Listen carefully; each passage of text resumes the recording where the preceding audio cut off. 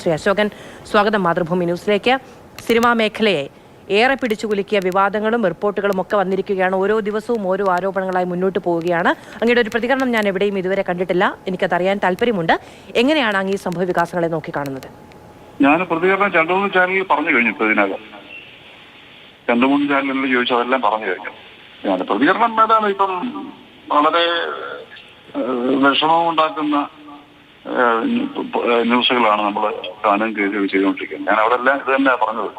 വളരെ സങ്കടമുണ്ട് കേൾക്കുമ്പോൾ, വല്ലാത്തൊരു ആശങ്കയുണ്ട്. അത് ഒരിക്കലും വരാൻ പാടില്ലാത്ത, കേൾക്കാൻ പാടില്ലാത്ത, കാണാൻ പാടില്ലാത്ത കാര്യങ്ങളാണ് ഇപ്പോൾ വന്നുകൊണ്ടിരിക്കുന്നതെല്ലാം. വാസ്തവത്തിൽ നമ്മൾ കാണേണ്ടത് കാണുക, കേൾക്കേണ്ടത് കേൾക്കാൻ പാടില്ല, അങ്ങനെയാണുള്ള ഒരു പ്രമാണം. അങ്ങനെയാണല്ലോ. പക്ഷെ നമ്മൾ കണ്ടുപോയതല്ല, കേട്ടുപോയി. അത് വലിയ ദുഃഖമുണ്ടാക്കാറില്ല. അതായത് സിനിമയിൽ ഒരിക്കലും അങ്ങനെ ഒരു സംഭവിക്കാൻ പാടില്ല. എത്രയോ ആയിരക്കണക്കിന് ആൾക്കാർ വർക്ക് ചെയ്യുന്ന ഒരു മീഡിയയാണ് സിനിമ എന്ന് പറയുന്നത്. അപ്പൊ ഇങ്ങനെയൊക്കെ വരുന്നതിൽ വിഷമമുണ്ട്. നല്ല പിന്നെ അതൊക്കെ വേറെ കാര്യം പറയുള്ളത്, ഇത് ആമുഖമായിട്ട് പറയുള്ളത്, നമ്മുടെ ഈ സ്ഥലത്ത് രാജ്യത്ത് 3, 4, 5 വയസ്സുള്ള പെൺകുഞ്ഞുങ്ങളെ അവരെ പോലും വിടാത്ത ഒരു കാലമാണിപ്പോൾ. അപ്പൊ അതിനോട് അത്തരം കാര്യങ്ങൾ നമ്മൾ ആദ്യം പറയേണ്ട വാസ്തവത്തിൽ. അതിനിവിടെ എന്തെങ്കിലും നിയമങ്ങളുടെ കാര്യം ഉണ്ടായിട്ടുണ്ടോ? 5 വയസ്സുള്ള കുട്ടിയെ അതിനെ റേപ്പ് ചെയ്യാന്നൊന്നും നമുക്ക് പറയാൻ പറ്റില്ല. അങ്ങനെ ലൈംഗികമായി പീഡിപ്പിച്ച് കൊല്ലുക, മൃഗീയമായി ക്രൂരമായി കൊല്ലുക, ഇത് എന്നിട്ട് പോലും എത്രയോ ആൾക്കാർ മറ്റു പെൺകുട്ടികളുടെ ട്രെയിനിൽ വെച്ച് ബലാത്സംഗം ചെയ്യപ്പെടുക. അപ്പൊ അങ്ങനെയുള്ള പല സംഭവം ഉണ്ടായിട്ടും പലരും വളരെ അതിനൊന്നും എതിരായിട്ട് ആരൊന്നും പറയുന്നില്ല. വാസ്തവത്തിൽ ഞാനതിന് ഒരു മുഖവര പറഞ്ഞതാണ്. സിനിമാ രംഗത്ത് ഇപ്പം ഇത്തരം കാര്യങ്ങൾ ഉണ്ടായത് വളരെ പ്രയാസമുള്ള കാര്യങ്ങൾ. ശ്രീ അശോകൻ, നമ്മൾ കലയെ കാണുന്നത് സമൂഹത്തിനോട് പ്രതികരിക്കാനുള്ള ഒരു മാർഗം കൂടിയായിട്ടാണ്, ഒരു മാധ്യമം കൂടിയായിട്ടാണ്. സമൂഹത്തിലുള്ള അനീതികളോട്, പ്രവണതകളോടൊക്കെ പ്രതികരിക്കാനുള്ള കലാകാരന്റെ മാധ്യമമായി. അത്തരമൊരു മേഖലയിലാണ് അങ്ങ് പറഞ്ഞതുപോലെയുള്ള അതേ പ്രവണതകളെ കുറിച്ചുള്ള ആരോപണങ്ങൾ ഉണ്ടാകുന്നത്. അങ്ങയുടെ ഏറ്റവും അടുത്ത സൗഹൃദത്തിൽപ്പെടുന്ന ആളുകൾ പോലും ഇപ്പോൾ ആരോപണ വിധേയരായി നിൽക്കുന്നുണ്ട്. ഇതൊക്കെ സംഭവിക്കുമെന്ന് കരുതിയിരുന്നോ? ഇല്ല, ഒരിക്കലും അങ്ങനെ പ്രതീക്ഷിച്ചല്ല. അങ്ങനെ നമ്മൾ ഉദ്ദേശിക്കുന്ന കാര്യമല്ല.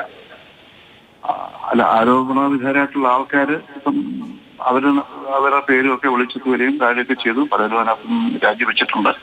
ഇതൊക്കെ നമുക്ക് അറിയാവുന്നവരും നേരിട്ട് വല്ല പരിചയമുള്ളവരും സഹപ്രവർത്തകരും ഒക്കെ അതിനകത്തുണ്ട്.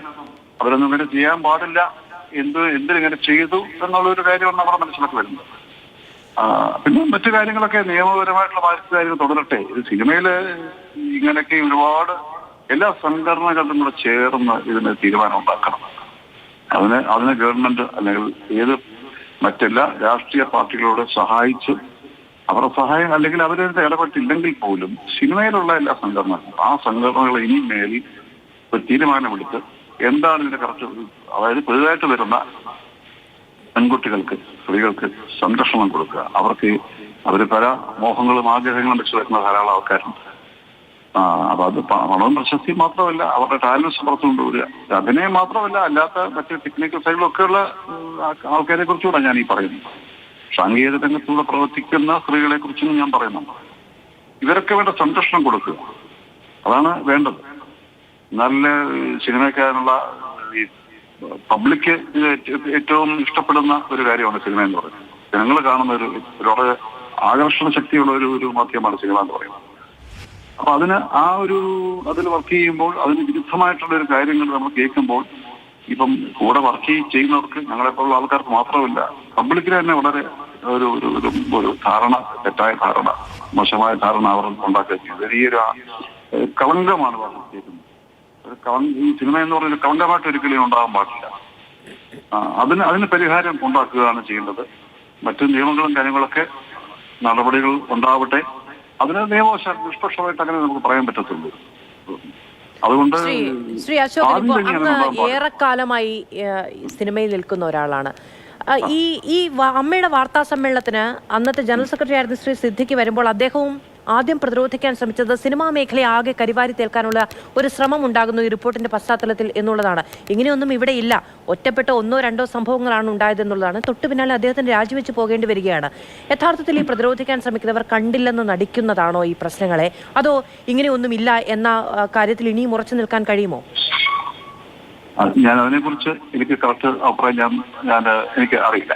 പിന്നെ ഉള്ള ഒരു കാര്യം എന്ന് പറഞ്ഞാൽ അതിന് പറയുന്ന മുഖവര പറയേണ്ടത് നമ്മുടെ സിനിമയല്ലാതെ ഏതെല്ലാം രംഗത്ത് വാസ്തവത്തിൽ എന്തെല്ലാം കുഴപ്പങ്ങൾ നടക്കുന്നുണ്ട് അത് നമ്മൾ ആലോചിച്ച് നോക്കണ്ടായിരുന്നു. ഒരുപാട് രംഗത്ത് നമ്മുടെ ഈ രാജ്യത്ത് ഒരുപാട് മറ്റ് രംഗങ്ങൾ എന്തെല്ലാം പ്രശ്നങ്ങളും കുഴപ്പങ്ങളും നടക്കുന്നുണ്ട്. അപ്പം അതിനൊക്കെ സിനിമയ്ക്ക് കൂടുതൽ ഒരു ശ്രദ്ധ അല്ലെങ്കിൽ ഒരു ആകർഷണം അങ്ങനെ ഒരു ഗ്ലാഡർ എന്നൊക്കെ പറഞ്ഞ സംഭവം ഉള്ളതുകൊണ്ടാണ് ഇത് കൂടുതൽ പുറത്തു വരുന്നത്. രാഷ്ട്രീയത്തിൽ അതൊന്നും പറയാമല്ലോ.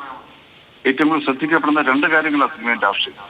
ഇതിനകത്ത് ചെറിയ കാര്യങ്ങളും പുറത്തു വരുന്നുണ്ട്, വലിയ കാര്യങ്ങളും വരുന്നുണ്ട്. അത് ഈ ഒരു ആകർഷണ ശക്തിയുള്ള ഒരു മാധ്യമമായതുകൊണ്ടായിരിക്കും. മറ്റു രംഗങ്ങളിലെല്ലാം വളരെയധികം നന്ദി ശ്രീ അശോകൻ. എന്തായാലും ഈ പറയുന്ന കാര്യങ്ങളിൽ ഒരു നവീകരണം വേണം. സിനിമാ സംഘടനകളുടെ ആകെ യോഗമുണ്ടായി അതിന് പരിഹാരം ഉണ്ടാകണമെന്നാണ് അങ്ങ് പറയുന്നത്. വളരെയധികം നന്ദി.